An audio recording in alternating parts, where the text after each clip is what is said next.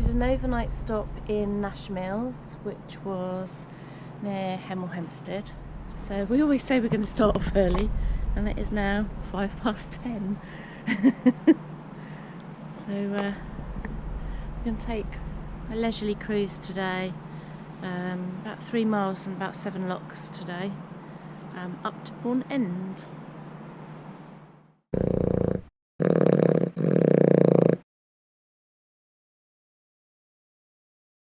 Hello. Hello. Welcome back. Yeah, another week.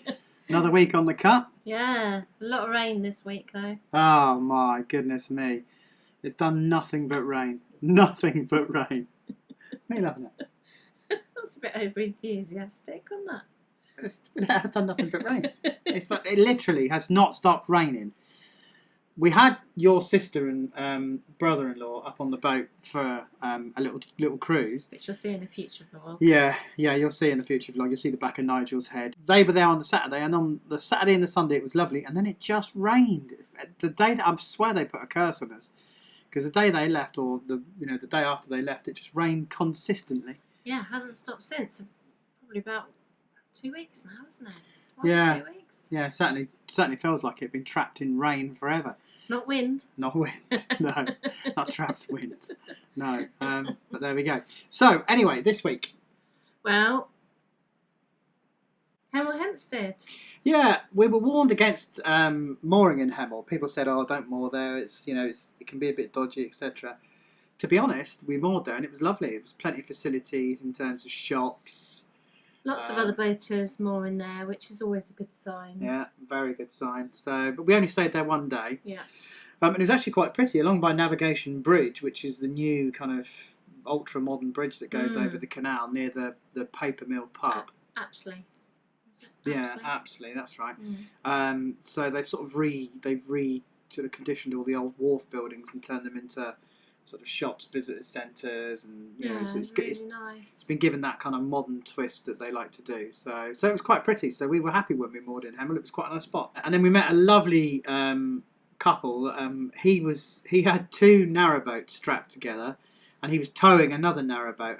And this narrowboat looked like it was, well, if it was a human, it would be drawing its last breath, wouldn't it? But that's very old. It was. When she told me how old it was, this narrowboat, I was blown away.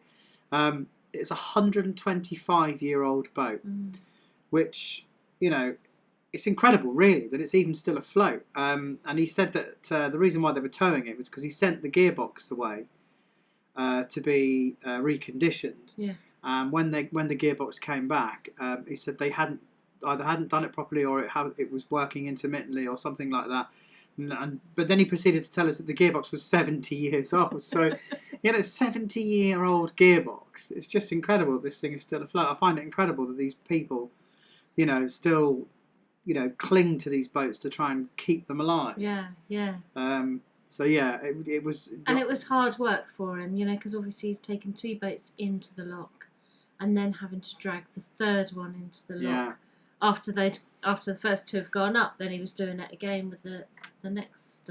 I mean, to be fair, the only reason why we moored in Hemel was because they were in front of us, and we knew that we were going to take ages going through the locks. So we moored up in Hemel, and then we set off the next day. And who should we meet going into the lock in front of us? This guy with his 2 boats on the one he's towing. But he was so nice, so lovely, that he said, "Look, well, I'll get through this lock." He said, "And then you can go in and go ahead of me because I'm just going to slow you down." Yeah. So we sort of helped him through some locks. He helped us through a lock, and then and then we went on our way. So, but yeah, it was a lovely boat. Well, it wasn't a lovely boat. It was in very poor condition, but it was lovely the fact that they managed to rescue this thing, and we're going to presumably do it up and restore it. So, one thing we do have to have a little bit of a mini gripe about the GU is the lack of facilities. Yeah. There are no facilities, are there? I mean, water points, every, I don't know. They seem to be like the buses, the water points. The water points are better. And Elsan facilities, they're just... Yeah, they are very, very, very shockingly few and far between. Yeah. But there we go. That's the gripe over with. Other than that, It's a great canal. This lots certainly of places, this end. Lots of places to moor. Really easy to moor up. Yeah, nice banks. Yeah. You know, so you know, other than that, it is a great canal to travel on. Nice and wide too. So, and our end goal. What's our end goal? To get to Woughton on the Green, which is in Milton Keynes. Because I was born in Milton Keynes, and I used to live in Woughton on the Green. So we're going to go back and see where I used to live. We are. We've been back once before, but by car, but not by boat, which is ago, going to be quite an interesting experience if we had a moor up actually at Woughton on the Green and go for a wander around the village. Yeah, I mean, I used to play down by the canal when I was little. My friend used to live in one of the big houses next to the river, so we'll be able to go and have a look around there. We'll also be able to have a look at the pub where supposedly Dick Turpin used to ride from. Yeah, the old swan, isn't it? Yeah. So that's the end goal is to get there if we can. At the end of this video, you're going to see a flock of birds. Yeah. We've moored up at Bourne End, and these birds were sweeping along in the sort of evening sun, and then they came sweeping down. Really beautiful.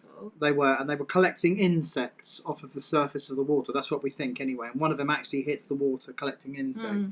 But we don't know what these birds are. Yeah, so let us know in the comments below. Yeah.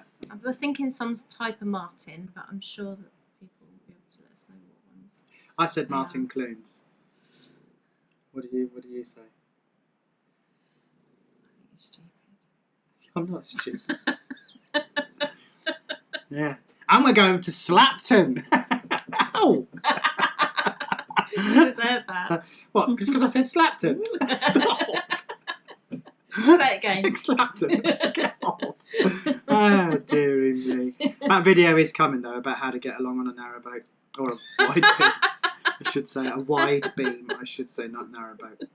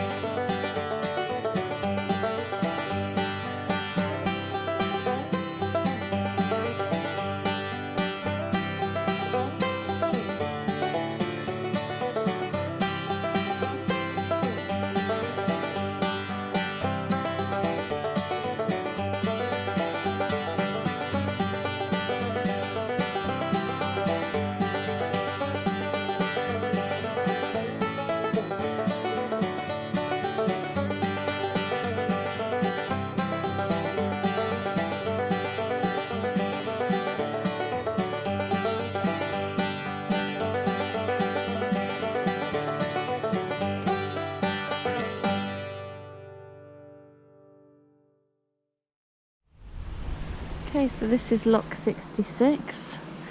What we are finding is under most of the bridges there are, which obviously have been in the water, lots of shopping trolleys and bits of metal. Whether these are people going magnet fishing and hooking them out, or whether the CRT are going under all the bridges and hooking stuff out. But whoever it is, thank you very much, because that makes a huge difference. And hopefully somebody will come along and take all the scrap metal away. But you really don't want that shopping trolley in your prop. So in the last lock we had to try and get a load of swans out of the lock. Lovely guy in front of us with 2 old narrowboats and pulling another narrowboat, 125-year-old narrowboat. The gearbox in the one he was towing had gone, but the gearbox was 70 years old. So an amazing thing, and I think they're going to do it up, so it's fantastic. Went through the last lock, as I say, and we had quite a few swans to get out the lock, and the guy in front, he had a lot of trouble when he was taking his boats up. So lots of bread was used to try and to encourage them out. I think probably they're used to people doing the same thing, so they've obviously decided, let's always go into a lock and people will have to feed us bread to get us to come out. So Buggers, they're not shifting, are they?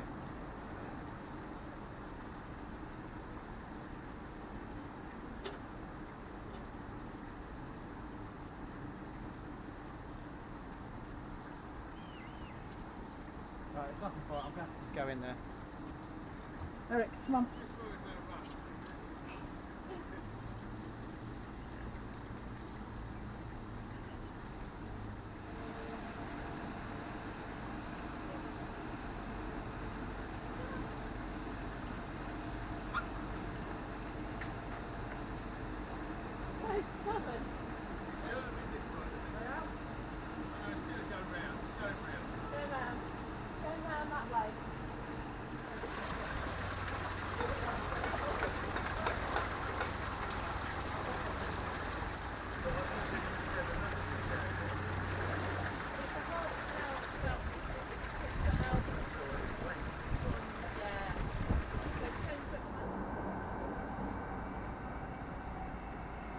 Shut the gate first though. Maybe not. Sure. No, wait there. I'm gonna jump on. Okay. Don't go anywhere. Let me do the gates first.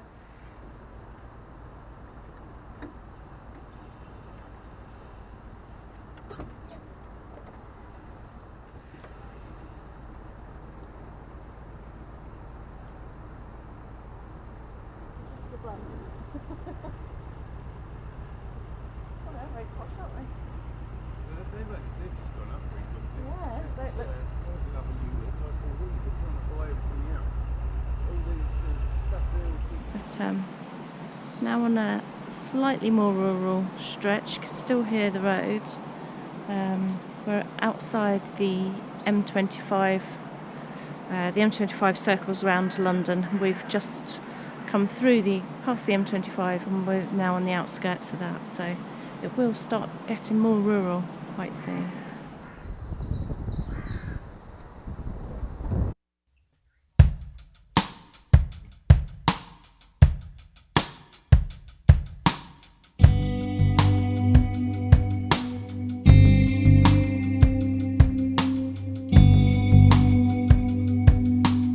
This for name of the boat, Fat Bottomed Girl.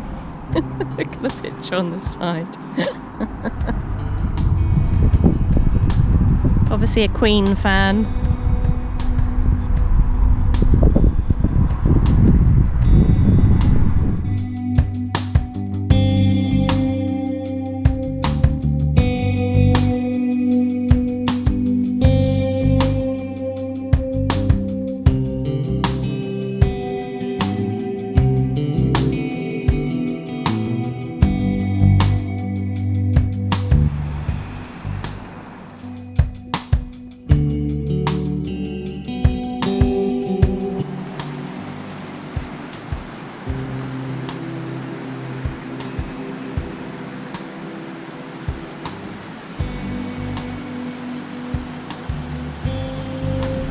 Smile!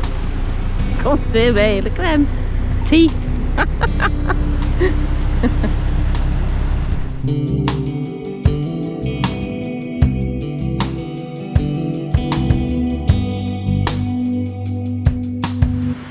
Beautiful old railings.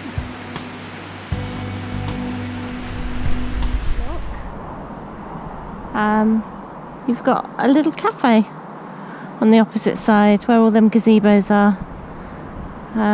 They do breakfast, lunch and afternoon tea, so I think we might stop there on the way back. That looks very nice over there.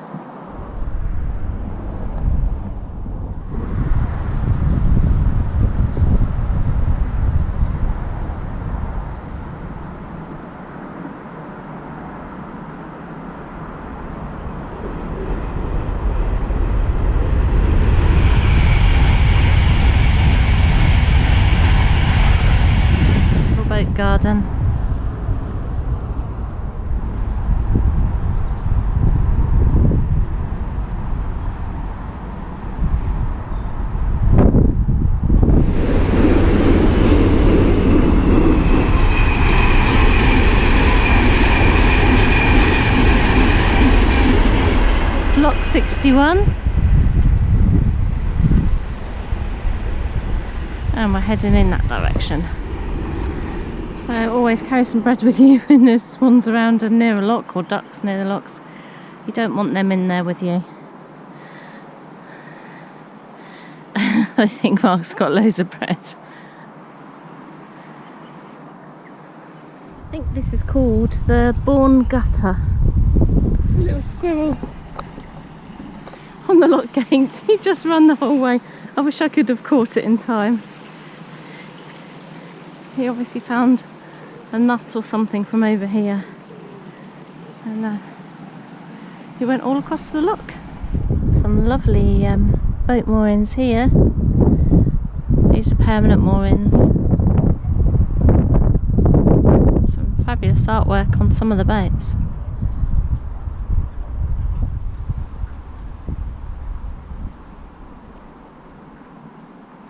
I think we'll go through the next lock and then we'll find somewhere to moor.